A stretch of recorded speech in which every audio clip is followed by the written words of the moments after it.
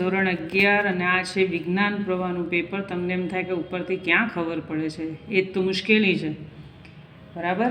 આ આખું વિજ્ઞાન પ્રવાહનું પેપર તારીખ 20/1/2025ના રોજ પૂછવામાં આવે. વધારે સમય આપણે નહીં લઈએ અને વધીએ સીધા જવાબ ઉપર. આ છે ધોરણ 11 સામાન્ય પ્રવાહનું પેપર, પછી પૂછાવાનું છે 20/1/2025ના રોજ ધોરણ 11 વિજ્ઞાન પ્રવાહનું પેપર આપણી પાસે આવી ગયું છે.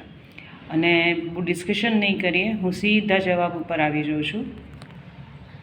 મારા ધોરણ 11-12 સામાન્ય પ્રવાહ હોય, વિજ્ઞાન પ્રવાહ હોય, તમામ પ્રવાહના પેપર મેં અપલોડ કરી દીધા છે. અને બીજું ખાસ તમને જણાવવાનું કે હું અહીંયા શોર્ટકટમાં લખતી હોઉં, પણ તમારે જવાબ આખો લખવો પડે. ડુઅર ઇઝ નોટ ઇમ્પોર્ટન્ટ અને તમારે એક્સપ્રેસિંગ કન્ડિશન એવું આખું લખવું પડે. જ્યારે ફંક્શન આપણને વ્યવસ્થિત આપ્યા હોય, આપણે ચાન્સીસ પણ વ્યવસ્થિત લખવા પડે. અને અહીંયા હું તમને સીધા આન્સર તરફ જ લઈ જાઉં છું, કોઈ ડિસ્કશન આપણે કરી રહ્યા નથી. ખૂબ સહેલું પેપર પૂછ્યું હતું, પણ જો પહેલેથી વાંચન હોય તો તમને પૂરેપૂરા માર્ક્સ મળવાની શક્યતા રહે. પણ જો આપણને પરીક્ષા આવે ને ત્યારે જ આપણે વાંચવા બેસીએ ને તો તકલીફ પડે. આ ઓર્ફિયસવાળો જે છે, ખૂબ મજાનો લેસન, યુરિડિસ અને ઓર્ફિયસનો. પણ એ લેસન તમે વાંચ્યો હોય તો, અને બાળકોને વાંચવામાં રસ હોય તો તમને આ જવાબ લખવામાં પણ મજા આવે. ઓર્ફિયસ અને યુરિડિસનું બહુ જ સરસ અને પોપ્યુલર લેસન. તમે જો લેપિંગ ફ્લેમિંગો જેવા સપ્લિમેન્ટરી રીડિંગ વાંચવાનું ગમતું હોય તો. હવે આ ફ્લેમિંગોનું પહેલું લેસન જે છે એ જ એમણે સમરીની અંદર આપી દીધું છે. સમરી એટલે કે સંક્ષિપ્તીકરણ, અને તમારી અનુકૂળતાએ અથવા તમારા શિક્ષક જે રીતે ગાઈડ કરે એ રીતે તમારે એના જવાબો લખવાના. આ વખતે તો ડુએસ ડિરેક્ટેડ પણ સહેલું જ પૂછ્યું છે, એમાં લગભગ બહુ વાંધો આવે એવું નથી.